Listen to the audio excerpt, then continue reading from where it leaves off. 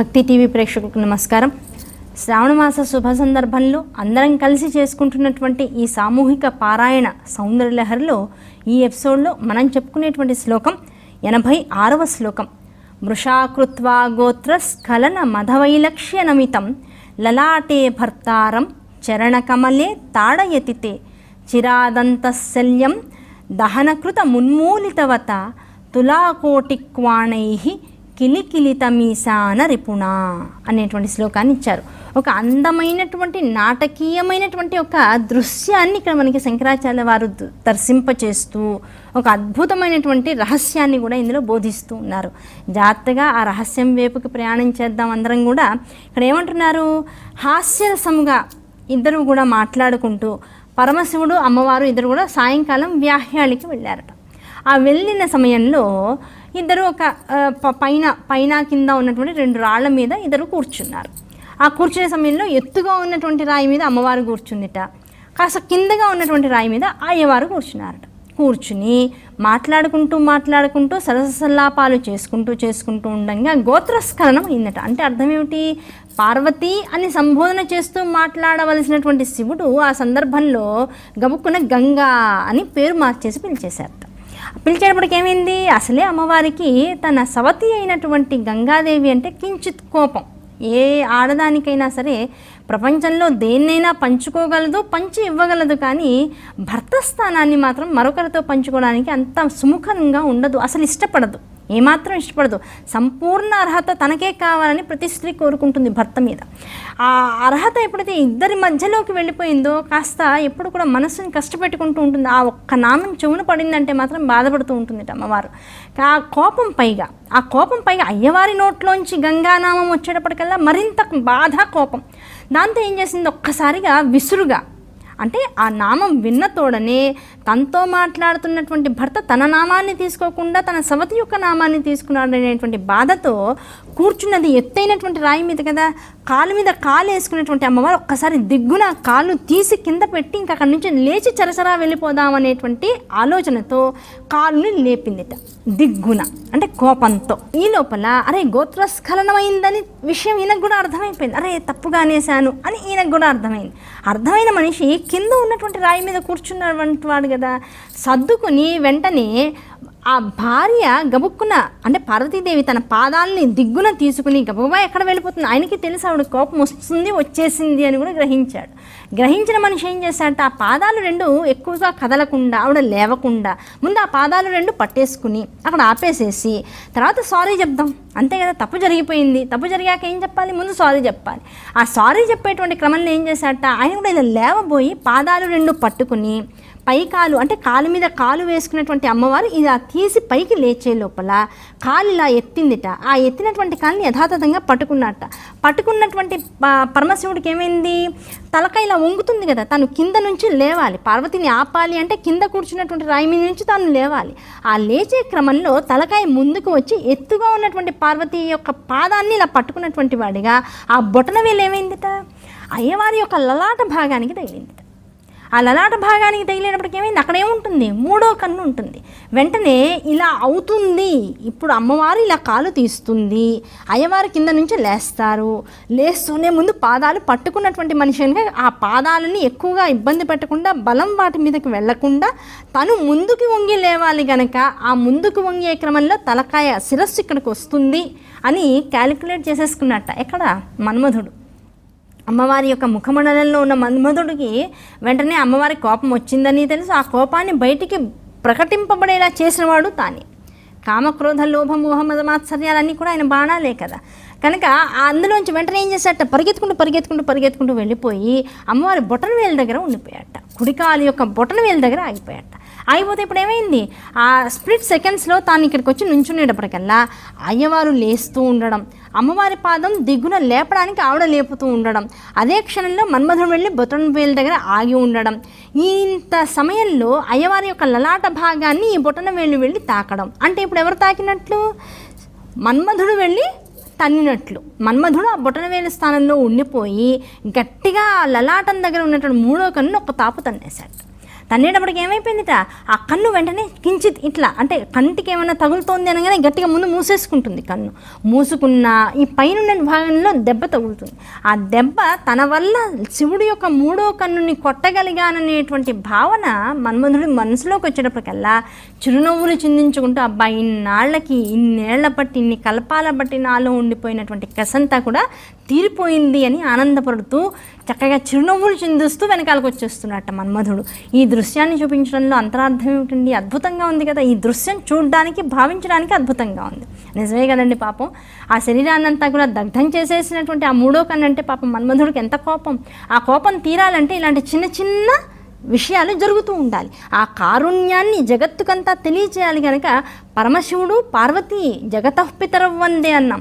ఆ జగత్తుకంతటికి కూడా తల్లిదండ్రులైనటువంటి వారిద్దరూ కనుక మన్మధుడిని దహించడంలో కూడా ఒక పారమార్థకమైనటువంటి విషయం దాగున్నది గనక ఆ విషయం తెలిసిన మనసులో ఇంకా బాధను అట్టిపెట్టుకున్నటువంటి బిడ్డడు గనక ఆ బిడ్డడితో దొంగ దెబ్బలు చిన్న చిన్న వేయిస్తూ అప్పుడప్పుడు ఉంటే వాడి మనస్సుకి శాంతత, జగత్తుకి ఆనందము, కేళి, దాంతోపాటు వాళ్ళిద్దరి మధ్య ఒక చిన్నదైనటువంటి అద్భుతమైనటువంటి సంసారభరితమైనటువంటి దృశ్యము. ఇవన్నీ కూడా ఏకకాలంలో మనస్సుని రంజింపచేయడంలో ఏమవుతుంది, ప్రకృతి మరింత ఆహ్లాదకరంగా మారి జగత్తు మరింత వ్యాప్తమవుతూ ఉంటుంది. ఆ మరింత వ్యాప్తమయ్యేటువంటి జగత్తుకి ఆహ్లాదకరమైనటువంటి ఇటువంటి విషయాలే చిన్న చిన్న మలయమారుతాలుగా, చక్కటి గాలులుగా, అద్భుతమైనటువంటి ప్రకృతి ఆనందభరితమైనటువంటి దృశ్యాలుగా మనకి జగత్తులోకి కనపడుతూ ఉంటాయి. ఆ జగత్తు ఆనందభరితంగా, రసోస్వరూపంగా, లేదు ఆహ్లాదభరితంగా ఎప్పుడైతే మనకు కనపడుతూ ఉంటుందో భావన ఏం రావాలి, ఇలాంటి సరస సల్లాపాలతో కూడుకున్నటువంటి పార్వతీ పరమేశ్వరుల యొక్క స్థితిగతులు మనకి దర్శనమిస్తూ ఉండాలి. ఆకాశం అంతా ఎర్రగా ఉంటుంది, పక్షులన్నీ ఆకాశంలో ప్రయాణం చేస్తూ ఉంటాయి. అప్పుడే సూర్యుడు అస్తమిస్తూ ఉంటాడు. చల్లటి గాలి, పెద్దగాను కాదు అలానే అసలు లేకుండాను కాదు. అసలు కూర్చుంటే అలా కళ్ళు మూసుకుంటే ప్రాణం ఎక్కడికో వెళ్ళిపోతుందన్నంత అద్భుతమైనటువంటి శాంతాన్ని మనకు అందించేటువంటి ఒక దృశ్యం మనం అనుభవిస్తున్నాం. ఈ సమయంలో వారిద్దరూ చక్కగా అలా కూర్చుని వ్యాహ్యాళియో అలా నడుచుకుంటూ చేతులు పట్టుకుని నడుస్తూ ఉన్నారు మా అమ్మ నాన్న. వాళ్ళిద్దరూ అలా నడుస్తూ ఉంటే వాళ్ళని తాకుతున్నటువంటి మలయమారుతం మనకు కూడా అంతే శాంతరసాన్ని అందిస్తూ ముందుకు వెళ్తోందనేటువంటి భావంతో కనుక ఆ ప్రకృతిని ఆస్వాదించగలిగితే వారిద్దరి ఉపాసన మరింత తేలికైనటువంటి పద్ధతిలో మనందరికీ కూడా అనుభవైక్యయోగ్యం అవుతుంది. అటువంటి అనుభవంగా మనకి వారి ఉపాసనను ఇవ్వడం అనేటువంటిది శంకరాచార్యుల వారు గురువుగా చేసినటువంటి పని.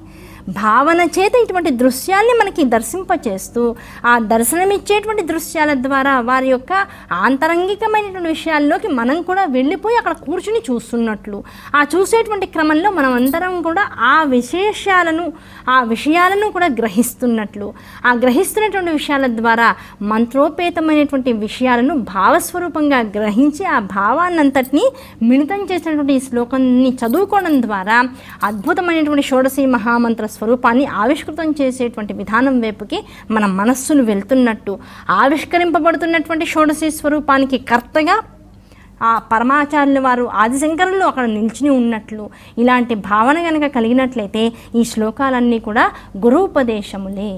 ఈ గురూపదేశ స్వరూపములైనటువంటి ఈ శ్లోకాన్ని స్మరించినంత మాత్రము చేత శ్రీ విద్యా రహస్యములన్నీ కూడా అవగతమయ్యేటువంటి అవకాశం ప్రతి సాధకుడికి కూడా లభిస్తూ ఉంటుంది. ఇటువంటి శ్లోకాలకు నమస్కరించుకుని, ఇటువంటి శ్లోకాలు ఇచ్చినటువంటి శంకరాచార్యుల వారికి నమస్కరించుకొని ఇటువంటి అద్భుతమైనటువంటి సన్నివేశాలని మన మనోఫలకం మీద చిత్రించినటువంటి ఆ భావనాగమ్య అయినటువంటి పార్వతీదేవికి నమస్కరించుకుంటూ దీనంతటికీ కూడా కర్త కర్మ క్రియ అయినటువంటి పరమేశ్వరుడికి కూడా నమస్కరించుకుంటూ తర్వాత శ్లోకంలోకి వెళ్దాం. హిమానీ హంతవ్యం హిమగిరి నివాసైక చతురౌ నిశాయాం నిద్రాణాం నిశిచరమ భాగే చ విశదౌ వరం లక్ష్మీపాత్రం శ్రియమతి సృజంతౌ సమయినాం సరోజం త్వత్పాదౌ జనని జయతశ్చిత్రమిహ కిం అన్నారు శంకరాచార్యుల వారు. జాగ్రత్తగా శ్లోకాన్ని కనుక పరిశీలించినట్లయితే తామర పూలు మంచులో ఏమవుతాయిట, రాత్రుళ్ళు ముడుచుకుపోతూ ఉంటాయి. తామర పూలన్నీ కూడా రాత్రిపూట మంచులో ముడుచుకుపోతూ ఉంటాయి. ఆ ముడుచుకుపోతున్నటువంటి ఆ శోభ కోల్పోతున్నటువంటి తామరలన్నీ కూడా ఏమైపోతూ ఉంటాయి, లౌకికంగా జగత్తులో ఉన్నటువంటి ప్రకృతి యొక్క లక్షణాలని అనుసరిస్తూ వాటి యొక్క రూప లావణ్యాన్ని మార్చేసుకుంటూ ఉంటాయి. కానీ హిమవత్ పర్వత పుత్రికమైనటువంటి నీ పాదపద్మాలు ఉన్నాయి చూసావా తల్లి, అవి కూడా పద్మముల వంటివే కదా.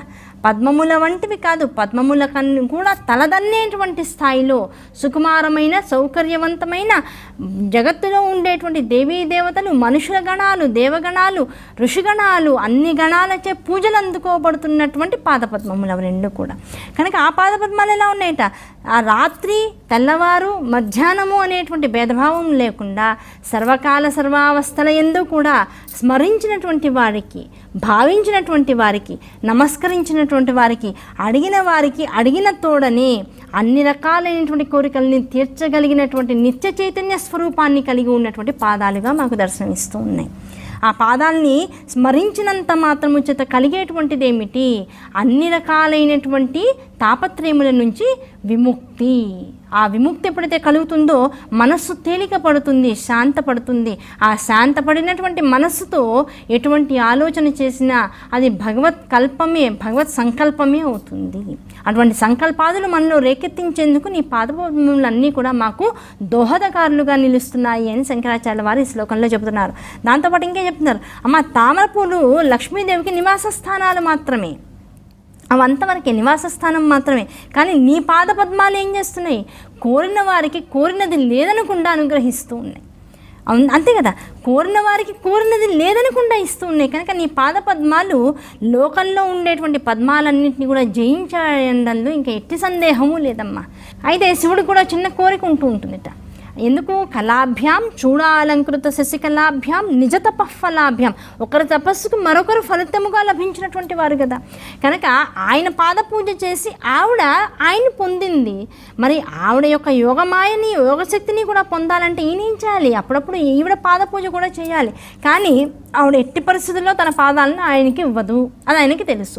అందుకని ఏం చేశాట, కావాలని నాటకీయంగా ఇటువంటి పరిణామాన్ని ఎదుర్కోవాలనేటువంటి ఉద్దేశంతోనే కావాలని గంగానామాన్ని గోత్రస్ఖలనం చేసి, కావాలని అమ్మవారికి కోపం తెప్పించి, ఆ కోపం వచ్చిన మరుక్షణంలో అమ్మవారు లేస్తుంటే ఆ లేస్తున్నటువంటి కాలిని, మనిషిని ఆపడం కోసం ఆవిడ పాదాలు పట్టుకున్నట్లుగా అక్కడ సీన్ క్రియేట్ చేసి అమ్మవారి పాదాలను పట్టుకోవడం, ఆ పాదాలతో తన శిరస్సుని తాటించుకోవడం, ఆ తాటించుకున్నటువంటి ఫలితంగానే మహా అద్భుతమైనటువంటి సృష్టి స్థితి లయ తిరోధాన అనుగ్రహములు అనేటువంటి పంచకృత్యములు చేసేటువంటి స్థాయిని కలిగి ఉన్నటువంటి తల్లి యొక్క సంపూర్ణ అనుగ్రహాన్ని తాను పొందాననేటువంటి ఆనందంతో ఆ విభూతి అమ్మవారి యొక్క కుంకుమ, పాదాలకు ఉండేటువంటి కుంకుమనే శరీరానికంతటికీ కూడా అలదుకొన్నాడని, అలదుకున్నటువంటి ఆ కుంకుమయే విభూతిగా మారి జగత్ యొక్క సంరక్షణాభారాన్నంతా కూడా వహిస్తోంది, అంతటి శక్తి ఆయనకు వచ్చింది అనేటువంటి అంతర్రహస్యాన్ని కూడా చెప్తూ ఉంటారు.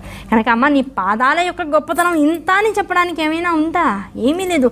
జగత్తులను ఉద్ధరించేటువంటి పాదాలు తల్లి ఆ పాదాలు. కనుక ఆ పాదాల యొక్క స్మరణ నిరంతరము మా మనస్సులలో జరుగుతూ ఉండాలి, అటువంటి అనుగ్రహాన్ని మాకివ్వు అని శ్లోకాల ద్వారా శంకరాచార్య వారు మనందరితో కూడా చెప్పించేస్తున్నారు. నీకు కనీసం ఎదురుకుండా అమ్మవారు ఉంటే ఆవిడని ఎలా భావించాలో, ఆవిడ మనస్సును ఎలా గెలవాలో కూడా నీకు తెలియదు. కనీసం నీ లోపల ఉండేటువంటి కోరికని, అమ్మ నువ్వు కావాలి, నాకు లౌకికమైన సంపదలు కాదనేటువంటి విషయం చెప్పడం కూడా చేతగానటువంటి స్థితిలో ఉంటావేమో. అటువంటి దౌర్భాగ్య స్థితి నుంచి నేను బయటికి తేవడం కోసం ఏం చేశారు, 100 శ్లోకాలు ఇచ్చారు.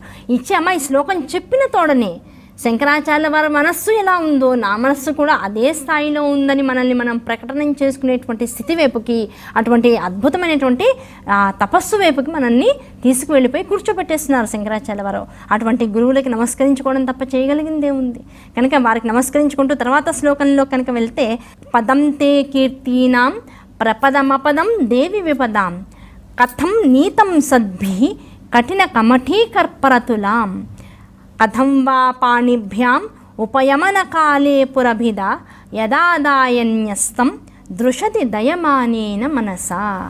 ఈ శ్లోకంలో కనుక వెళ్ళినట్లయితే శంకరాచార్య వారు చెప్పేటువంటి విషయం ఏమిటి, అమ్మ నీ పాదాగ్రములు ఎలాంటివి అంటే సత్కీర్తులకు, నీ పాదాల మీద పడినటువంటి వాడికి ఏం లభిస్తాయి, సత్కీర్తులు లభిస్తాయి. సత్ కీర్తి అన్నారు. కీర్తి అంటే ప్రపంచంలో అన్ని వైపులా కూడా వీడి యొక్క నామము, వీడి యొక్క గొప్పతనము ప్రస్తుతింపబడుతూ ఉంటుంది, అదే కీర్తి.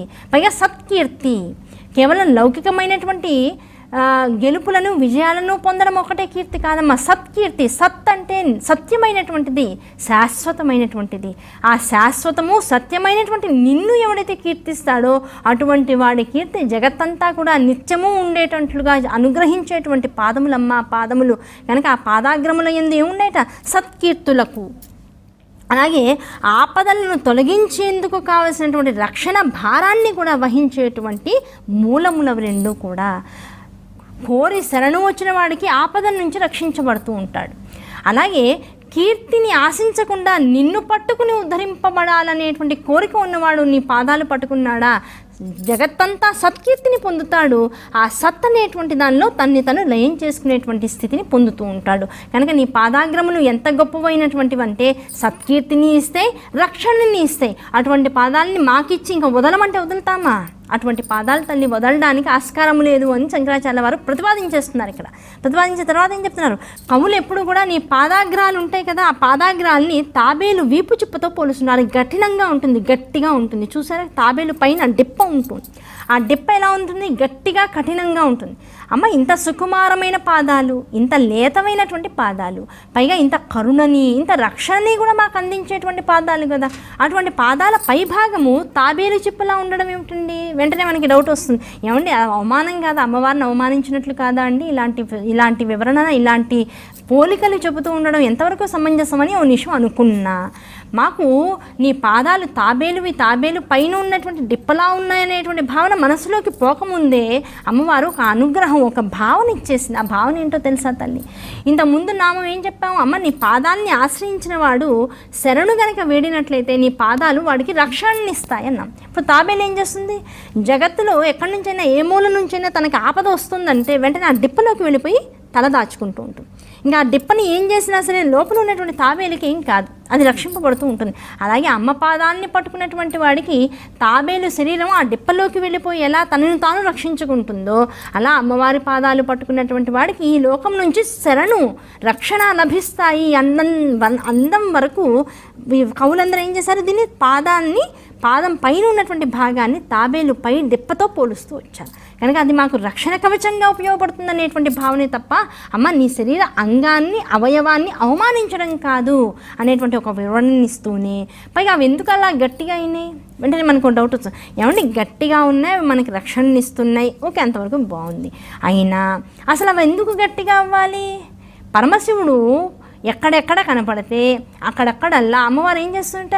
మోకాళ్ళని భూమికి తాటించి పరమశివుడు పాదాలకు అభిషేకం చేస్తూ ఉంటుంది. ఆ తాటించే సమయంలో ఏం చేయాలి? యోగ స్వరూపిణి అనేటువంటి జగన్మాత కనుక వెనకాల పాదాలు ఎలా ఉంటాయి? భూమికి ఆనించి ఉండవు, భూమికి అతిరిక్త దిశలో ఉండి ఆకాశతత్వాన్ని చూస్తూ ఉంటాయట. అంటే అయ్యవారికి అభిషేకం చేసేటువంటి సమయంలో మోకాళ్ళు రెండునేమో భూమికి ఆనుతూ రాపిడికి గురవుతూ ఉంటే, యోగస్వరూపిణి అయినటువంటి తల్లి రెండు పాదాలు కూడా అతిరిక్తమైనటువంటి దిశలో ఉండి ఆకాశతత్వాన్ని చూస్తూ ఉంటాయట. అటువంటి తత్వము అద్భుతమైనటువంటి శాంభవి ముద్రని కలిగి ఉండేటువంటి స్వరూపంగా మనకి దర్శనమిస్తూ ఉంటుంది. అటువంటి పాదాలు ఏమవుతాయితే ఈ లేతగా సుకుమారంగా ఉన్నటువంటి పాదాల పై భాగము ఈ రాళ్ళకి ఒరుసుకుపోయి గట్టిగా అయిపోయినాయట. ఈ జానువులు ఎలాగైతే గట్టిగా అయిపోయినాయో, అయ్యవారి కోసం రాళ్ల మీద పడి ప్రణిపాతం చేసి ఎలాగైతే కఠినంగా అయ్యాయో, అమ్మ ఈ పాదాల పై భాగం కూడా ఏమైంది? రాళ్లకి ఒరిపిడికి గురయ్యి కూడా ఇవి కూడా గట్టిగా అయిపోయినాయి. ఈ కఠినమైనటువంటి పాదాల అగ్రభాగం ఏదైతే ఉందో అవన్నీ కూడా నీ పాతివ్రత్య ధర్మాన్ని, మీ పాతివ్రత్యం యొక్క గొప్పతనాన్ని మాకు విశదీకరిస్తూ ఉన్నాయి తల్లి. అటువంటి పాదాలకు నిత్యము నమస్కరించడం తప్ప, ఆ అద్భుతమైనటువంటి ఆ పాదాలకు నిత్యము స్మరణ చేస్తూ ఉండడం తప్ప మాకు ఇంకొక అవకాశం లేదు. కనుక అంత అద్భుతమైనటువంటి శరణును అందించేటువంటి పాదాలు నీ పాదాలు. అటువంటి పాదాలను అమ్మ నిత్యము మేము స్మరించదము గాక. ఆ పాదాల యొక్క ధ్యాస తప్ప అన్యమైన ధ్యాసలు మా మనసును నిలవకుండుగాక అని శంకరాచార్య వారు ఇక్కడ ప్రతిపాదించి మనందరికీ కూడా ఒక శాసనంగా ఇచ్చేస్తున్నారు. ఇటువంటి పాదాలు రా, పట్టుకుంటే ఉద్ధరింపబడతావు, పట్టుకోకుండా పట్టుకోవాలని ఎన్నాళ్ళు ఇంకా తిరుగుతావు జన్మ పరంపరలో. ఒకసారి పట్టుకుంటే వదలడానికి అవకాశం లేదు. తర్వాత శ్లోకం కూడా ఇంకా విశేషంగా ఇచ్చారు శంకరాచార్య వారు.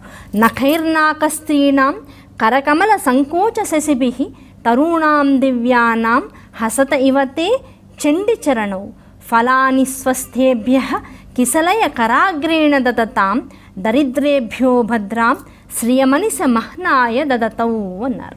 ఈ శ్లోకాన్ని జాగ్రత్తగా పరిశీలిస్తే ఏమవుతుంది, తన చిగురుటాకుల వంటి హస్తాలతో అమ్మవారు ఏం చేస్తూ ఉంటా, వ్యాహ్యాళికి వెళ్ళినప్పుడు అక్కడ ఉండేటువంటి వృక్షాలని, స్వర్గంలో ఉండేటువంటి సకల అక్కడ ఉండేటువంటి రకరకాల విషయాలని, ఇవన్నిటినీ కూడా కేవలం తన చేతి స్పర్శ చేత స్వర్గంలో ఉండేటువంటి ప్రకృతికి అంతా కూడా అక్కడ ఉండేటువంటి వృక్షాలని చేత్తో పట్టుకుందిట. ఎలా చక్క చిగురుటాకుల్లాగా ఉండేటువంటి తన హస్తాలతో కల్పవృక్షాన్ని ముట్టుకుందిట. దానికి ఇంకా ఆ రోజు నుంచి స్వర్గంలో ఉండేటువంటి వాళ్ళ యొక్క కోరికలన్నీ తీర్చగలిగేటువంటి శక్తి వచ్చేసిందిట. అలాగే అక్కడ ఉన్నటువంటి హంసల్ని ముట్టుకుంటుంట. ఆ హంసలు దేదీప్యమానమైనటువంటి తేజస్సుతో మొత్తం ఆ స్వర్గమంతా తిరుగుతూ ఆనందాన్ని కలిగిస్తూ ఉండేటువంటి స్థితికి వచ్చేస్తూ ఉన్నాయట. ఇలా సకల సుఖాలతో తులదూగేటువంటి దేవతలకు మాత్రమే లభించేటువంటి కల్పవృక్షం అనబడేటువంటి అద్భుత శక్తి ఏదైతే ఉందో అది నీ యొక్క స్పర్శ వల్ల వాటన్నిటికీ ఇవ్వబడింది. కానీ అమ్మ, ఇంకొక రహస్యం ఉంది తెలుసా, నీ స్పర్శ వలన ఒక చెట్టు కల్పవృక్షం అవ్వగలిగితే అసలు నీ చేతులు పట్టుకుంటే, ఆ చేతుల్ని స్మరణ చేస్తే, ఆ చేతుల్ని అభయ వరద ముద్రలతో నిత్యము కూడా మాకు దర్శింపబడేటువంటి నీ రూపాన్ని నిత్యము మేము స్మరిస్తే ఆ కల్పవృక్షము దేవతలకు మాత్రమే ఉపయోగపడుతూ ఉంటుంది. నీ చేతులు అనబడేటువంటి కల్పద్రుమములు మాకు జనులందరికీ కూడా ఉపయుక్తంగా ఉంటాయి. వాటిని స్మరించినంత మాత్రము చేత, వాటిని స్తుతించినంత మాత్రము చేత, వాటి యొక్క స్పర్శ మా మీద తగులుతోందని స్పర్శని ఇక్కడ భావించినంత మాత్రము చేత జగత్తులో ఉండేటువంటి సానుకూలమైనటువంటి సాత్వికమైనటువంటి మమ్మల్ని ఉద్ధరించగలిగేటువంటి ప్రతి కోరిక నీ యొక్క అనుగ్రహంతో మాకు తీరిపోతుంది. ఇప్పుడు కల్పవృక్షం కావాలని కోరుకోవాలా, నీ చేతులు అనబడే అనుగ్రహ హస్తాలు మా మీద నిరంతరము ఉంటే చాలనుకోవాలా అంటే, అమ్మ నీ చేతులు చాలు తల్లి, నీ అనుగ్రహం ఎప్పుడూ మా మీద ఉంటే చాలనేటువంటి భావన మాలోంచి విశేషంగా పైకి పొర్లు వస్తుంది. అటువంటి అనుగ్రహాన్ని కోరుకునేటువంటి వాళ్ళం కనుక తల్లి మమ్మల్ని వదిలి ఎక్కడికి వెళ్ళకు అని అమ్మవారిని శంకరాచార్య వారు కోరుకుంటూ ఉన్నారు. తర్వాత ఏం చెప్తున్నారు, అన్ని ఏ పాద పద్మాలు అయితే ఉన్నాయో చేతులైతే మమ్మల్ని ముట్టుకున్నాయి గనక వెంటనే అక్కడ కల్పవృక్షాలు అన్నాయిట ఒకసారి ఆట పాటిస్తూ.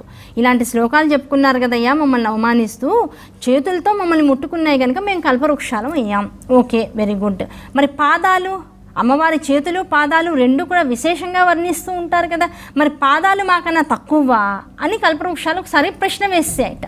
ఆ ప్రశ్నకి సమాధానంగా ఏం చెప్పేట, నీ పాదాల దగ్గర ఉండేటువంటి గోళ్ళు ఏం చేస్తున్నాయట, ఇలా హాస్యభరితంగా తమని ధిక్కరిస్తున్నటువంటి ఈ కల్పవృక్షాలు కానీ, దేవతా లోకంలో ఉండేటువంటి రకరకాల అహంకారంతో కూడుకున్నటువంటి ప్రకృతి సంపదని కానీ ఆ గోళ్ళని నడుస్తూ ఏం చేస్తున్నాయట, ఆ గోళ్ళ ప్రభావంతో అవన్నీ కూడా ముడుచుకుపోతూ ఉన్నాయట. ఆ ముడుచుకుపోతున్నటువంటి దేవత ప్రకృతి స్థితిని అంతటినీ కూడా చూసి కాలి వేళ్ళు ముసుముసున నవ్వుకుంటున్నాయట. అంటే అర్థం ఏమిటి, చేతులు ఎంత అనుగ్రహములు అమ్మవి, పాదాలు అంతకన్నా అనుగ్రహములు. అవి ఎక్కడెక్కడ తిరిగాయో అక్కడక్కడ ఫలవృక్షాదులు విశేషంగా మొలిచి ప్రకృతి అంతా కూడా ఆనందభరితంగా తయారవుతూ ఉంటుంది. కానీ అహంకారంతో ఉన్నటువంటి వాడికి అమ్మవారి పాదాలు, అమ్మవారి గోళ్ళు కూడా అహంకారాన్ని నరికేసేటువంటి ఖడ్గముల వల్లే, బాణముల వల్లే కనపడుతూ ఉంటాయి. కనుక అమ్మని పిలిచి వినమ్రతతో ఉన్నావా అనుగ్రహ వర్షం కురిపిస్తుంది. అహంకారంతో కూడుకున్నటువంటి స్వరంతో గొంతుని లేపావా అమ్మ మరి స్వరం రాకుండా అడ్డుకట్ట వేసేస్తుంది. ఈ ఒక్క విషయాన్ని కనుక గమనించినట్లయితే అమ్మవారి యొక్క అభయ వరద హస్తాలు ఏవైతే ఉన్నాయో, పాదములు ఏవైతే ఉన్నాయో, దాంతోపాటు అమ్మ యొక్క శరీర అవయవ సంపద ఏదైతే ఉందో ఇదంతా కూడా మూలమంత్రాత్మకమైనటువంటి జగత్తుకంతటికి కూడా మూలమైనటువంటి మంత్రస్వరూపములే, బీజాక్షరములే. అటువంటి వాటికి నమస్కరించడం తప్ప వాటి పట్ల ఎట్టి పరిస్థితుల్లోనూ తక్కువ స్థాయిలో దృష్టి మాత్రం నువ్వు వెయ్యకు, ఆ దృష్టిని సలపకు. ఆ దృష్టి ఎప్పుడు అమ్మవారి యొక్క ఔన్నత్యం వైపుకే ప్రసరించాలి, అమ్మవారి యొక్క గొప్పతనం వైపుకే ప్రసరించాలి, కీర్తించాలి, కొనియాడాలి అనేటువంటి ఒక అద్భుతమైన సూచన కూడా ఇక్కడ శంకరాచార్య వారు చేస్తున్నారు. ఈ శ్లోకాలన్నింటినీ కనుక జాగ్రత్తగా పట్టుకుంటే, ప్రత్యేకంగా ఇప్పుడు మనం చదువుకున్నటువంటి ఈ శ్లోకాన్ని 89వ శ్లోకాన్ని కనుక నిత్యం పఠించుకుంటూ ఉన్నట్లయితే సకల రోగ నివృత్తి జరుగుతుంది అని శాస్త్రం ఘోషిస్తుంది. ఈ శ్లోకాలు 4ని కూడా ఒకసారి చక్కగా రాగయుక్తంగా అనుకుందాం. మృషా కృత్వా గోత్ర స్ఖలనమధ వైలక్ష్యనమితం లలాటే భర్తారం చరణ కమలే తాడయతి తే చిరాదంతశల్యం దహన కృతమున్మూలితవత తులాకోటిక్వాణై కిలికిలితమీశా నరిపుణాః హిమాని హంతవ్యం హిమగిరినివాసైకచతురౌ నిశాయాం నిద్రాణాం నిశిచరమభాగే చ విశదౌ వరం లక్ష్మీపాత్రం శ్రియమతి సృజంతౌ సమయినాం సరోజం త్వత్పాదౌ జనని జయతశ్చిత్రమిహ కిం పదం తే కీర్తీనాం ప్రపదమపదం దేవి విపదాం కథం నీతం సద్భిః కఠినకమఠీకర్పరతులాం కథం వా పాణిభ్యాముపయమనకాలే పురభిధా యదాదాయన్యస్తం దృశతి దయమానేన మనసా నఖైర్నాకస్త్రీణాం కరకమలసంకోచశశిభిः తరుణాం దివ్యానాం హసతైవ తే చండిచరణౌ ఫలాని స్వస్థేభ్యః కిసలయకరాగ్రేణ దదతాం దరిద్రేభ్యో భద్రాం శ్రియమనిసమహ్నాయ దదతౌ. అద్భుతమైనటువంటి శ్లోకాలు, లక్ష్మీ కటాక్షాన్ని మన మీద ప్రసరింపచేసేటువంటి శ్లోకాలు, ఆరోగ్యాన్ని ఆనందాన్ని కూడా మనకు అందించగలిగినటువంటి శ్లోకాలు నిత్యం అందరూ చదువుకోవడం వల్ల కలిగేటువంటి ఫలితం ఇంత అని చెప్పడానికి అవకాశం లేనటువంటి శ్లోకాలు నిత్యం పఠించుకుందాం, ఆనందాన్ని అనుభవిద్దాం. అందరికీ శ్రీమాత్రే నమః.